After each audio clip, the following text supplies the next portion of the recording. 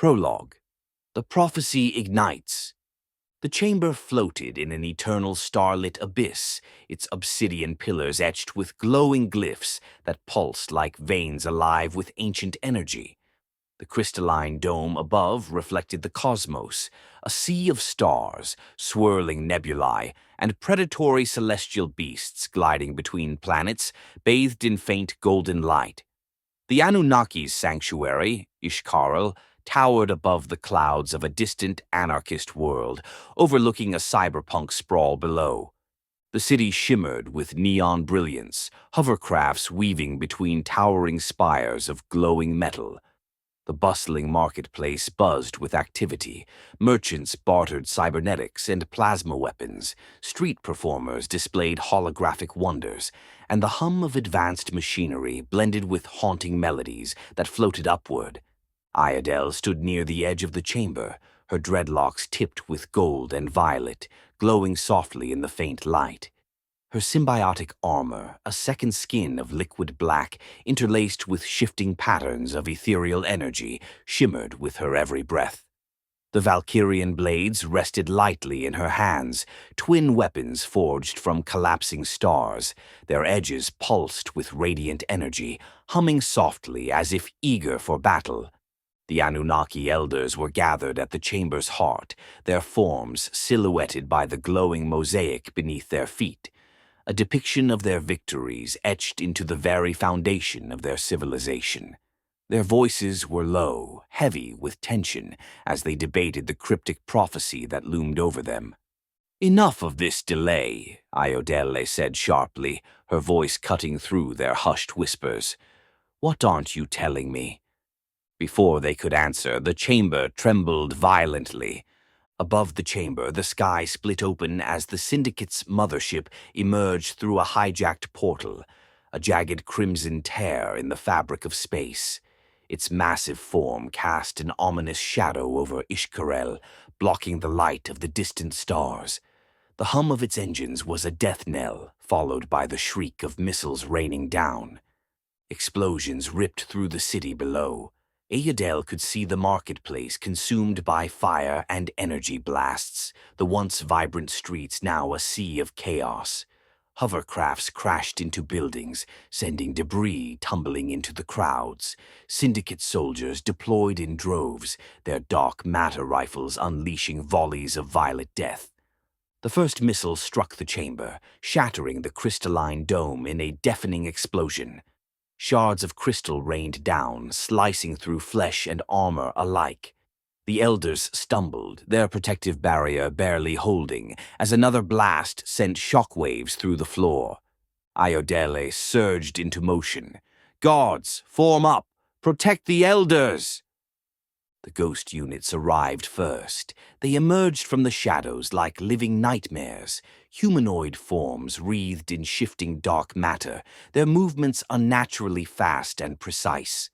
Their weapons, a blend of plasma and energy blades, glowed faintly with violet light as they cut down the first line of defenders. Iodele didn't hesitate. She lunged at the nearest ghost, her blade slicing through its chest in a single fluid motion. The creature dissolved into ash, but two more replaced it, their plasma daggers flashing toward her. She twisted between their strikes, her Valkyrian blades severing one's arm before driving through the other's skull. The chamber was chaos incarnate. Anunnaki guards fought valiantly, their celestial armor glowing as they wielded plasma swords and energy rifles. The air was thick with the acrid scent of burnt flesh and the sharp crackle of energy weapons. Bodies littered the floor, some disintegrated entirely by dark matter blasts. Iodele's gaze locked onto the two figures commanding the assault. Jago, the Syndicate's leader, stepped through the breach, his towering frame clad in dark matter armor that pulsed with crimson veins.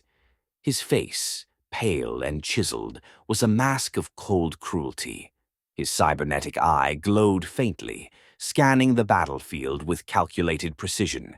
At his side was Kira, his second in command, her dark matter armor a sinister mirror of Iodele's, veined with shifting crimson and black. Jago's voice carried over the din of battle, deep and menacing. The elders cower like relics in their temple. Kill them all. No mercy. Kira's lips curled into a cruel smile as she raised her blade, its edge crackling with arcs of dark matter energy. You heard him. Leave nothing but ruins. With a flick of her wrist, Kairo launched a dark matter sphere into a group of guards. The explosion vaporized them instantly, the shockwave shattering nearby pillars and sending debris raining down. Ayodele's rage burned like a star. She moved with deadly precision, her blades slicing through ghost units as she advanced toward Jago and Kira. Her symbiotic armor flared, tendrils of energy lashing out at enemies who dared come too close. A ghost lunged at her with a plasma blade. She sidestepped, driving her elbow into its chest and following with a spinning kick that sent it crashing into two more. Without missing a beat, she hurled one of her Valkyrian blades, skewering a Syndicate soldier mid-charge. Summoning Anu's wrath, Ayodele unleashed a searing sphere of dark matter energy.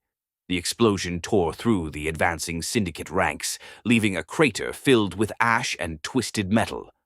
But Jago remained unmoved. He raised a hand, absorbing the shockwave of her attack with a shield of dark matter. His expression was one of mild disdain, as if her efforts were beneath him. You waste your potential, Ayodele, he said coldly.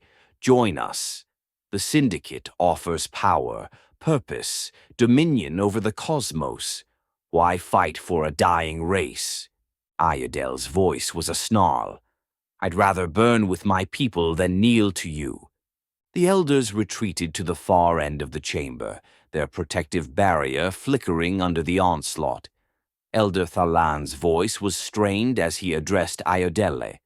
They serve Carix, the Fallen One, he said, an Anunnaki consumed by greed and power, who now empowers the Syndicate to subjugate the cosmos. Another explosion rocked the chamber. Ayodele turned to face him, her breathing heavy. What does this have to do with me? Thalan stepped closer, his gaze intense. The prophecy speaks of the Starborn, a being born of your bloodline, who will wield the power of dark matter and bring balance to the universe. You must journey to old Tartaria, Earth, and find a human of noble heart to father the child. Ayodele's jaw tightened. And if my son, if the Starborn, accepts his destiny. Thalan's voice softened, but his words carried the weight of a vow. Then we will stand with him against the Syndicate when the time comes. But the choice must be his. The veil shimmered before her, its surface alive with ancient sigils. Ayodele turned back to the battlefield one last time. Jago stood amidst the chaos, his cold gaze fixed on her as Syndicate forces closed in. I'll protect them, she said softly, her voice laced with steel. And when the time comes, they'll destroy everything you've built. With a final breath, she stepped through the veil. Behind her, the chamber crumbled, and the Syndicate claimed their hollow victory. But the war for the cosmos was far from over.